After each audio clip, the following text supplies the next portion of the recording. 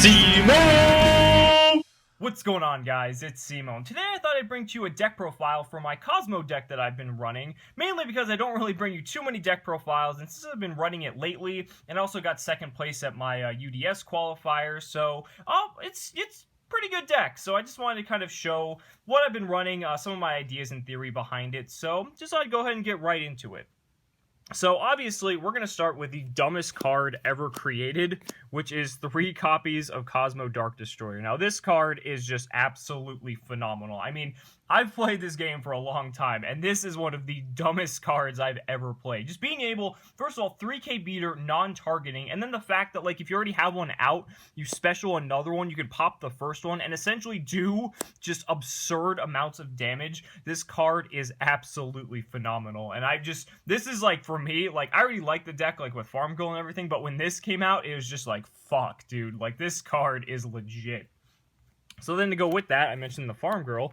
3 copies of Farm Girl. This is standard. I mean, it's an E-Tally target. Basically, your best card, you're essentially just going to search everything. This is basically enables all of your OTKs for the most part alongside Dark Destroyer. So obviously, you're going to want to maximize that as much as possible.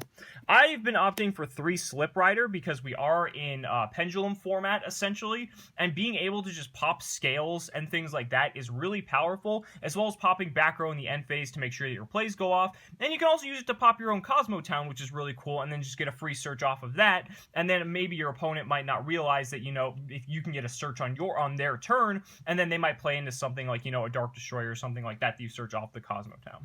And then finally, for the 3-ofs, we have 3 copies of Wicked Witch, because Wicked Witch is just an incredible card. Like, this is by far one of my favorite cards ever. 1900 standalone, pay 1,000, can't be destroyed by battle or card effects. This card will save you from getting killed so often, and it's such a good card. Like, I can't get over how amazing this card is. It's so sad that this is a common, but it's so good nonetheless. So that's going to be it for the 3-ofs. I decided to only play 2 Forerunner because I didn't want to just go all out with, you know, having 3 Forerunners, because you can recycle them, so it's not really too big of a deal. And like I said, like, Forerunner's okay, you kind of just want it for your follow-up after your Dark Destroyer, though, and then after that, it kind of loses how good it really is. I feel like Slip Rider is much more important. And then for the 1-ofs, 1 Dogfighter, I'm kind of back and forth on this card. Like, this card, if you have this in a simplified game state, this card basically ensures that your opponent is not going to come back, because the tokens that it's going to generate, and this happened multiple times in the event, like, they just can't come back from it. And then you can also tribute the tokens for, like, Dark Destroyers and stuff too if they can't do anything. So it's actually really cool, and then just the OTKs that this card by itself can enable is really powerful. I only opted to play 1 Good Witch because, you know, we are in a format where targeting is pretty terrible. I would consider bumping this to 2 because I kind of realized that this card is an out to something like F-Zero, which is really important.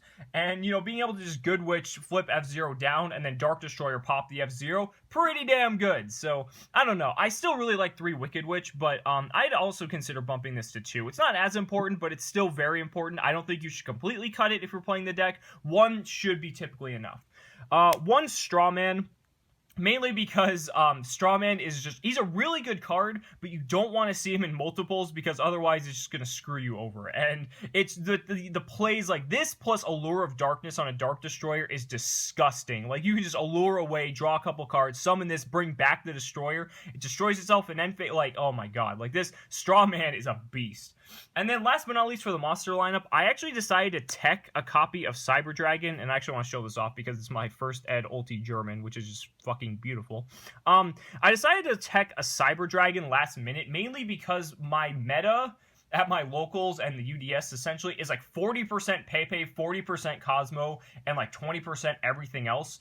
And I really despise the Kozmo mirror match. Like, I utterly hate it. And so I figure if I just tech this Cyber Dragon, like, it's going to give me an upper hand in the game 1 of the mirror match. And plus, it's cool, too, because you can do things in tandem with the Slip Rider and go into rank 5s. So, I mean, it's pretty good in that respect as well. It's not terrible. It's funny because I didn't play a single Kozmo match the entire event. So this was basically useless. It actually came in handy once. But other than that, I mean, this could have been any other card. But again, you know me, I like my fancy techs. I felt like it was a good call nonetheless. So that's it for the monsters. I believe it's 18 or 17. I can't remember off the top of my head.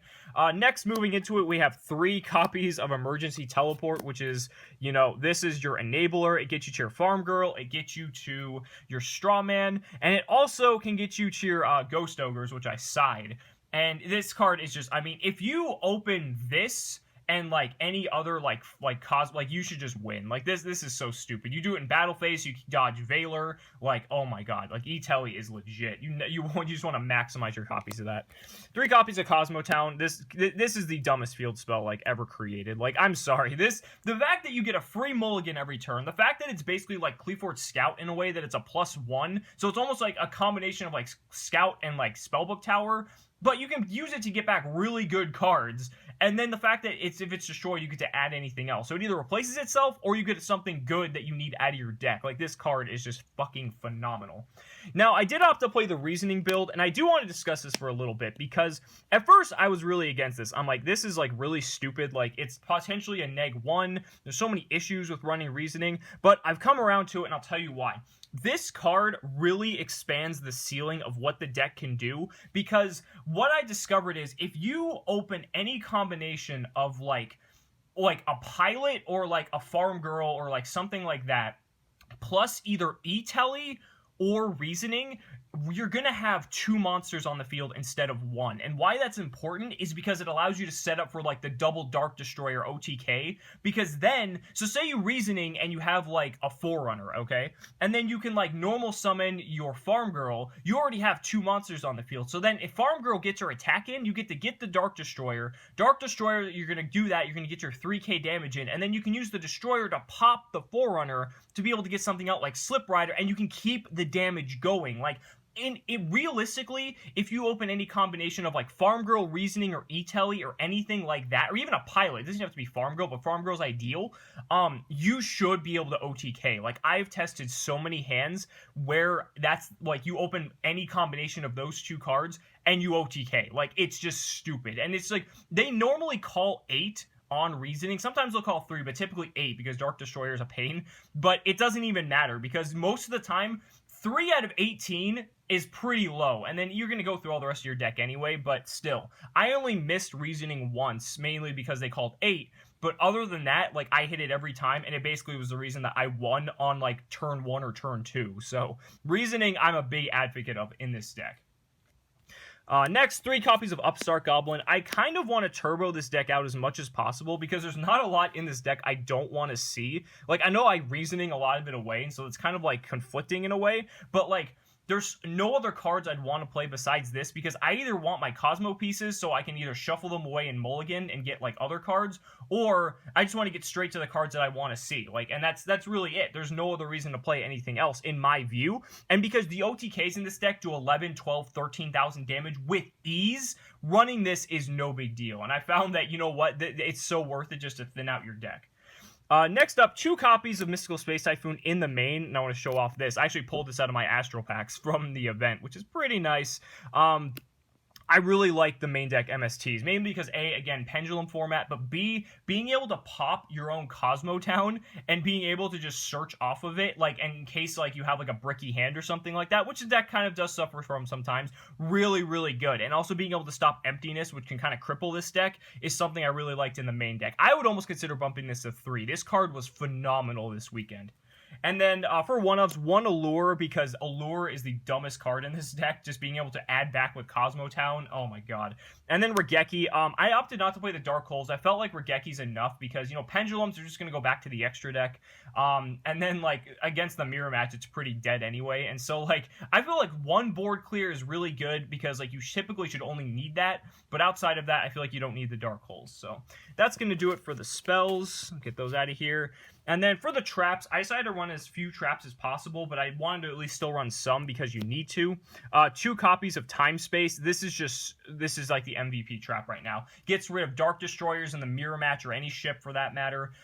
For Kozmo, I spun back someone for 5 with this, and I won because of it, because they had nothing else. They had like 1 card in hand, but it wasn't going to do them anything. So this card will win you games, essentially. Like, this card is fucking phenomenal. 1 Bottomless. Bottomless is good because it does hit something like Dark Destroyer.